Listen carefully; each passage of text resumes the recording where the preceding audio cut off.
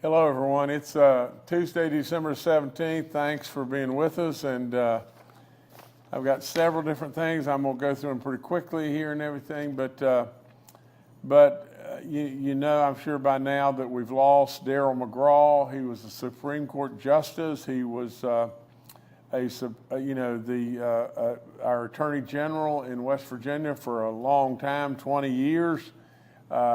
He was our Chief Justice for a while, and I've known this family for a long time. You know, if you come from Southern West Virginia and you didn't know the McGraw family, well, you must have lived in a cave. A good family, a really good family, and so we'll miss Darrell McGraw Jr. and all that this family, gave in serving West Virginia. So today we honor him. I have ordered flags to be flown at half staff in Charleston and in Wyoming County in his honor. And like I said, in so many ways, a good family that gave so much to the state of West Virginia, and we should be respectful in every way. Today, I'm happy to announce that West Virginia's First Responders Honor Board has made its recommendations for this year's newest Medal of Valor recipients. And there's two folks here, but Officer Donald Lawson from New Martinsville Police Department and firefighter Daryl Lambert from Lake Volunteer Fire Department have been nominated, and so for this unbelievably prestigious award, and so we congratulate them. We congratulate all of our first responders and the job they do. I've said it 10 million times. You know, when we're in trouble, who do we call first?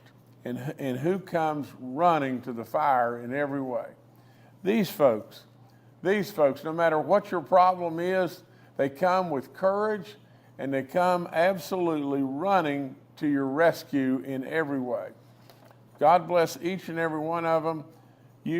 Donald and Daryl should be so proud, and their families should carry this absolute prestigious award with them forevermore. Absolutely, that's all there is to it. The Medal of Valor, is surely no ordinary award in West Virginia. So, great stuff, great stuff. I just came, I'm sorry. Today I'm announcing that the Water Development Authority has approved 24 projects in West Virginia worth a total of $67 million through the Economic Enhancement Grant Fund in West Virginia. The largest of those is the city of Ravenswood. $32,325,000 wastewater treatment plant.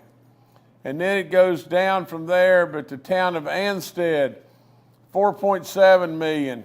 Harrison County, PSD, $2.5 million. Mason County, PSD, $2 million, and there's many more. But with all that being said, and I just think, with over $595 million that we've approved for projects, resulting in a staggering, now just imagine this, $2.3 billion worth of funded initiatives in the state of West Virginia. Absolutely, touching 600,000 folks. That's a third of our population in West Virginia.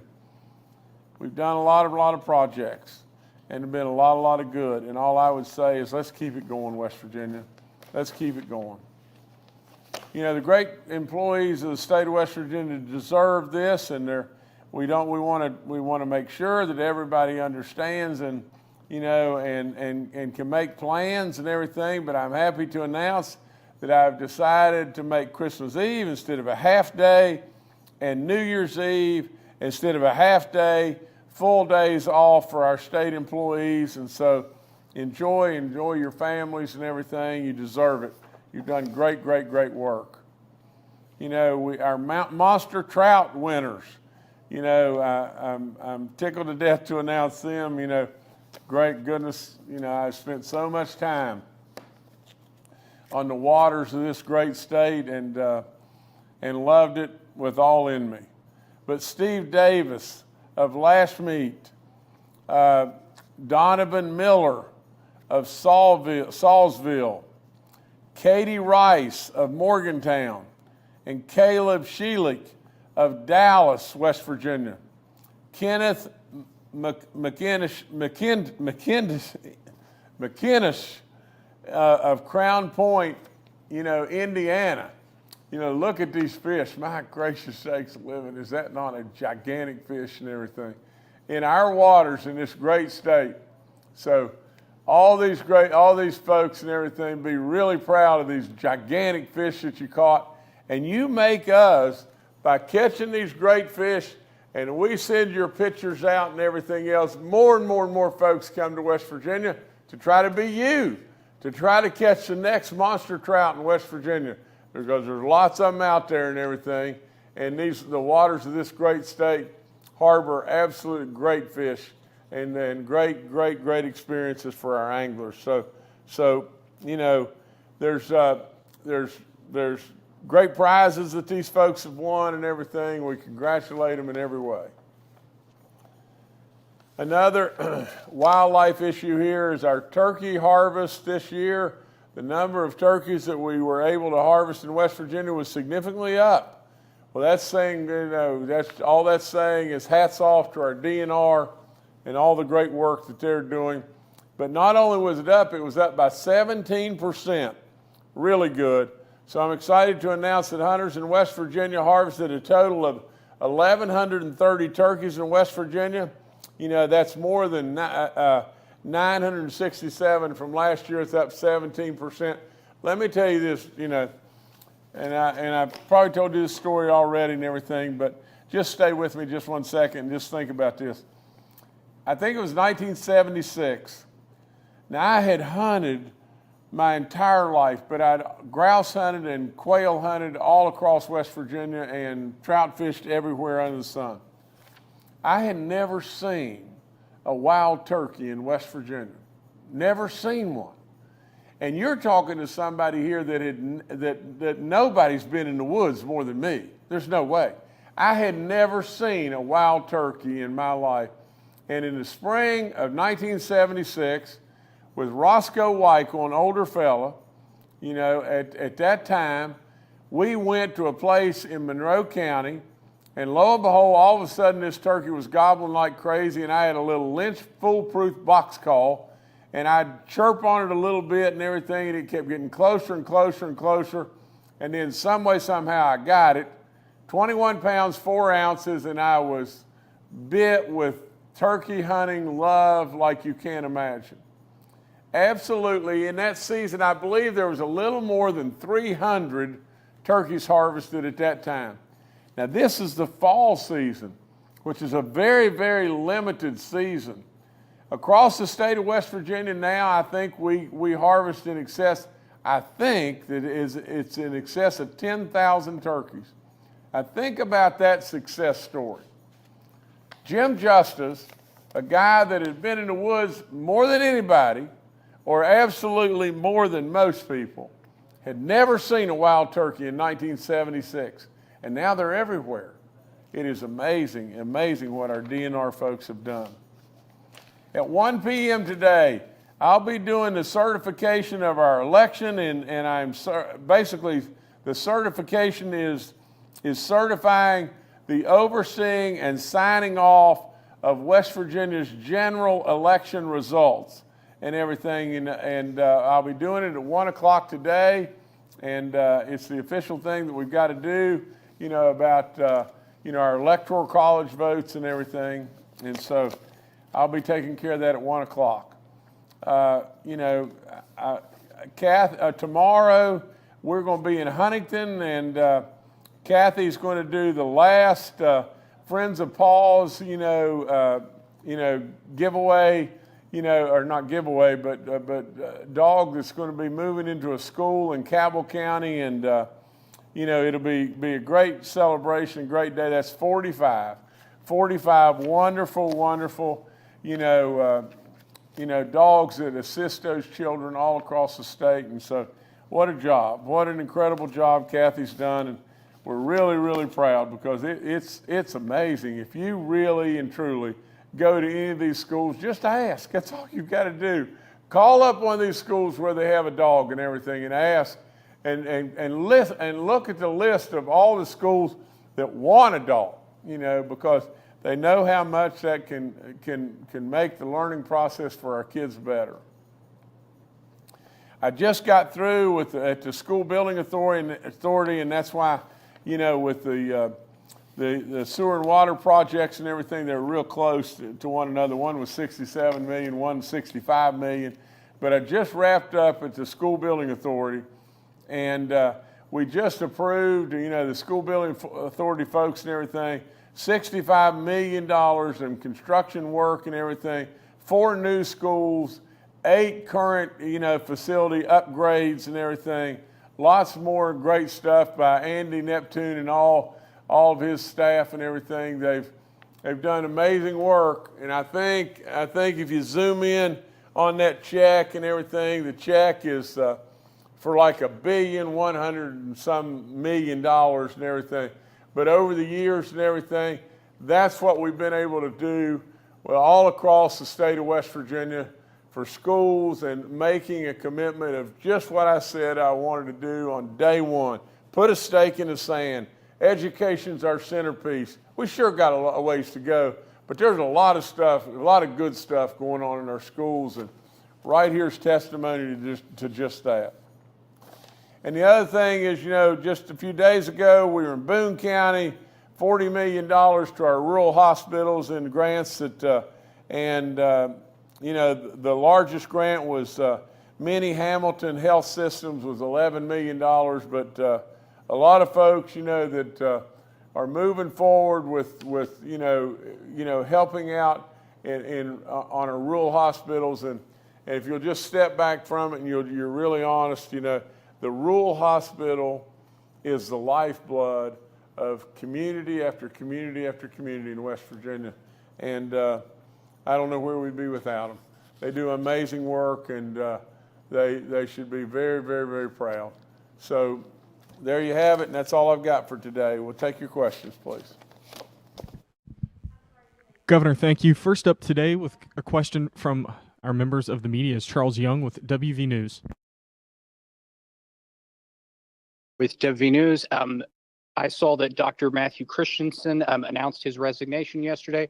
I was wondering if you had made a decision yet. Are you going to appoint a replacement? Are you going to leave that up to the next governor? You made a decision there yet? Thanks. Charles, I think we should leave that to Patrick and his team. It's too tight and everything, and I think they'll do a good job picking somebody, and I think that ought to be their pick. So that's what we're going to do. All right, thank you, Charles. Next up is Mark Curtis with Nexstar Media. Good afternoon, Governor and fellow reporters and staffers. Governor, I want to get your take on this possible scenario that in the first 13 days of January, we could theoretically have 13 people serving as governor. I know Stephen's shaking his head, but I have to ask, because the Secretary of State's office ran through this today, that if you took the oath of office for the U.S. Senate on the 3rd, you'd have to step down, and Craig Blair would temporarily be senator or governor for like 5 days, and then Randy Smith for another 3-4 days, and then Patrick Morrisey for beginning January 13th. So I just want to address this from the standpoint of, are you planning to resign as of January 3rd so you can take the Senate oath, or are you going to wait until it's time for Morrisey to take the oath and then step down?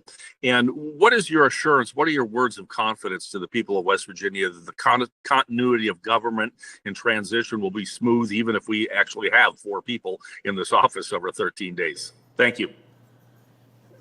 Well, Mark, I haven't made a final decision. I'm sure leaning, one way. I feel this very strongly. My commitment has always been to the people of West Virginia, and you know, I love our people. I've said it many times, beyond good sense. And they've entrusted in me, and I don't think that they deserve a whole lot of chaos. And so we're trying to figure it out on, you know, on how all this would work, but it is a quagmire a little bit. But I'm sure we can figure it out and make it happen smoothly and everything. But right now, you know, I've not made a decision, but I'll do that very soon. So you know, we don't want, we do not, the people of this great state don't deserve anything but goodness in my book. That's all there is to it. Thank you, Mark. Next up is Amelia Nicely with West Virginia Watch. Hi, Governor. I want to say Merry Christmas to you and your family. I wanted to talk to you about public education. More than 24 schools could close or consolidate next year due to the student population loss and funding issues spurred by that. And we also have the lowest teacher pay rate in the country. And Governor-elect Patrick Morrisey has said he plans to focus on school choice during his tenure. And I just wondered what your thoughts are or hopes that you have for public education next year. If there's anything you plan to do from DC in regards to public education in West Virginia. Well, first of all, Merry Christmas, and thank you so much for your extension of that to me. But you know, through the, let's be really fair. Through my tenure, we have raised teachers' pay five different times, 5% each time, 25%. And with all that being said, you know, we've surely had a little bump the last couple of years because the legislature took the route of we wanted to move PEIA to an 80-20 plan, you know, and but with all that being said, I am rock solid, you know, behind choice, you know, and giving our parents and our students choice. You know, we got to be really careful because there's a balance here that we want to make sure that we absolutely protect, you know, our public schools, our private schools, our charter schools. We protect all, and there's a way to do it, but it's you know, it's not easy to do, you know, and I've said so many times, you know, this job is not easy to do. You know, this job is not about getting a gold star for perfect attendance and screwing it up. You know, my dad would have said so many times, don't confuse effort with accomplishment. He would say, son, I don't care how hard you try. Let's absolutely achieve. And so with all that being said, it's a hard job. The balancing act is difficult. If we don't watch out, we could leave a lot of folks behind, and we could hurt a lot of kids, and that would be a crying, pitiful shame. You know, like I said, I am rock solid behind choice, and I am tickled to death with all the strides forward that we've made there, and but at the same time, it's not easy, and so let's continue to do exactly what I've said so many times.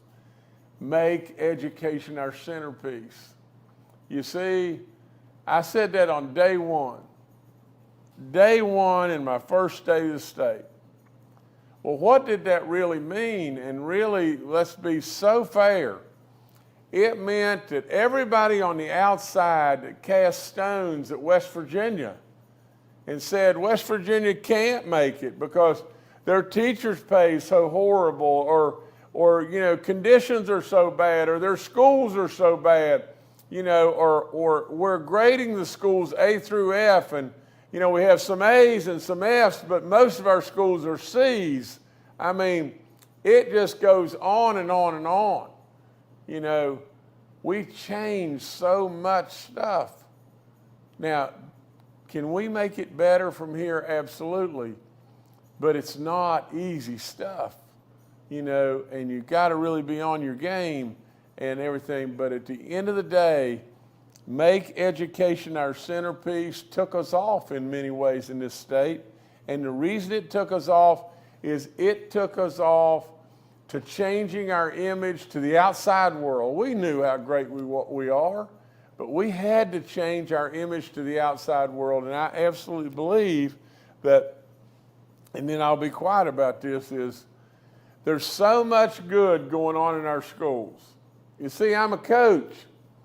I'm in our schools all the time. I see it everywhere.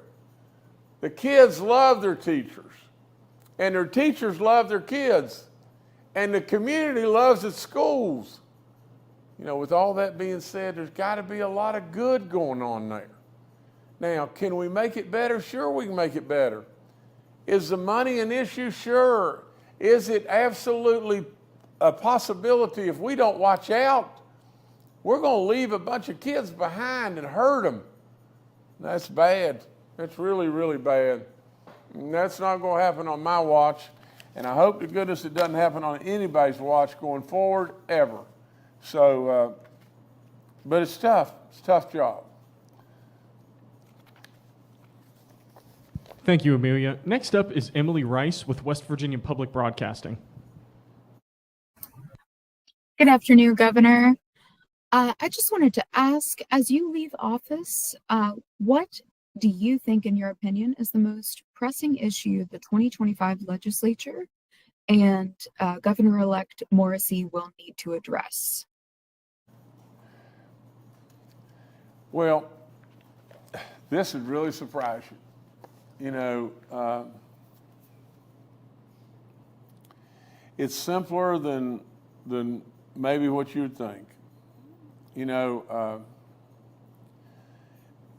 you've got 34 senators, 100 delegates. You got a lot of people with a lot of different opinions. Everybody wants to get up and rant and be on their soapbox and everything and act like, you know, that they've got it all figured out all the time. And I would listen. And I would step back and I would try to listen to everybody and take recommendations and have surely confidences in your inner circle of people. But at the end of the day, and this was Amelia, is that correct? Is that right, CJ? This is Emily Rice with West Emily. Virginia Public. I'm sorry, Yeah. Emily. Please forgive me. But Emily, when it really, if you step back and just think, well, how does the wheel really turn? The wheel really turns, and I've said it so many times, around, you know, Toby and Edith. And you say, well, Toby and Edith, well, I mean, they're the voters. You see, at the end of the day, you know, I've surely listened to our legislatures, but at the same time, I've stayed in touch with Toby and Edith all the time. All the time. You know, when our legislatures almost as a whole, you know, probably thought the Roads to Prosperity thing, there was no way it could pass. And Toby and Edith said, nope, we're doing this by 73%, or right at 73% of the vote. You know, when Amendment 2, they said it's passing for sure, 100%. You know, all of a sudden, Toby and Edith said, nope, we're not doing that. We're not doing that because it'll destroy our counties. And it would have. You know, so absolutely, you know, Emily, here's the thing. You have got to keep your pulse on the voters, because absolutely with all in me, I will promise you to God above, they get it right. They get it right. And we've got to some way get it right, because if we don't get it right, we won't keep the momentum going. We got to keep the momentum going. That's all there is to it. If we don't get it right, we will lose our momentum. And if the wheels fly off, trust me, this will turn into a mess, and it will turn into an absolute impossible job almost. You know, we got to be really careful. We got to be really smart. and we got to listen an awful lot to Toby and Edith because they get it right. So with all that being said, we can't be too smart. We can't think, well, we got it all figured out here in Charleston land. You know, I don't believe that. I've never believed that. That's why I'm on the road all the time. Emily, imagine this. Imagine. I have driven myself. I have paid for my gas. I've paid for my food.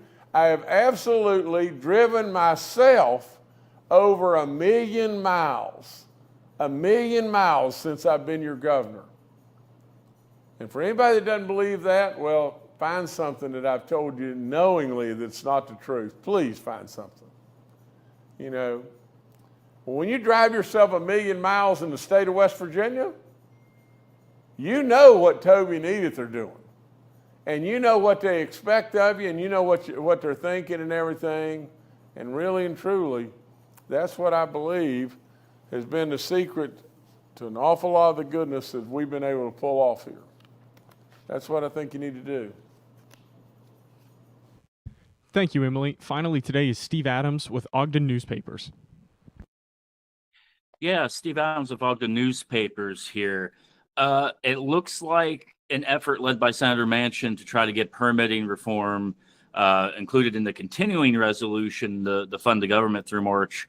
Looks like it's not going to happen. That fell through last night. I've talked to Senator Capito before, who, of course, is going to be the chair of the Environment and Public Works Committee going into the next Congress next year.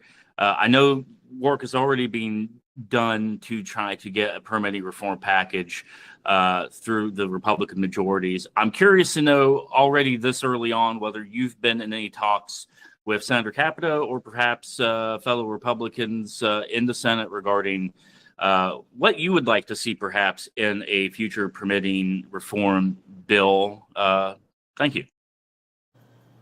Well, Stephen, first of all, you know, Merry Christmas to you, and you look like a doctor today. You know, I mean, you look pretty fancy day in there and everything. But Stephen, you know, if I don't have the opportunity to tell you before I'm out the door, and I hope I'll talk with you several more times. But thanks for all you've done over the years, and thanks to all the media in every way.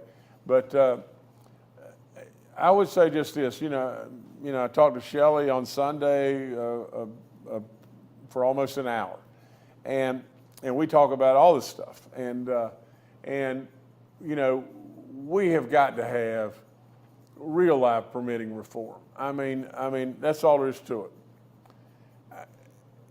it. I don't know all the specifics, and so maybe this is you know, me being out over my skis a little bit, but why at the last minute, you know, as Joe's going out the door, why now? I mean, why now? Try to get permitting reform. Why not 3 years ago? You know, I mean, in all honesty, you're going to probably think this is crude, but but people in the federal government, you know, it is unbelievable. I mean, you know, we can't figure out what to do on anything without a year, 2 years, 3 years, sometimes in excess of 3 years, you know, in a permitting process that just goes on and on through agency after agency after agency with many, many folks purposefully just churning it. Because the more they churn it, the more folks are employed, the more agencies, the more, you know, it's just crazy. Now, it is absolutely teetotally crazy, you know, and so if we don't get some reasonableness all across the board in government, and thank God Donald Trump was elected. Thank God we flipped the Senate, and thank God we've held on to the House. And you're going to see a lot of things change, and hopefully we'll be able to put this country back on the tracks, and put this country on tracks that made us great at some point in time, many years ago. And so our founding fathers set this country on tracks. And I believe they have flipped over in their grave 10 million times, especially in the last 4 years. So let's try to do something about it. Steve, thank you. Everybody else, thank you as well. Governor, back to you.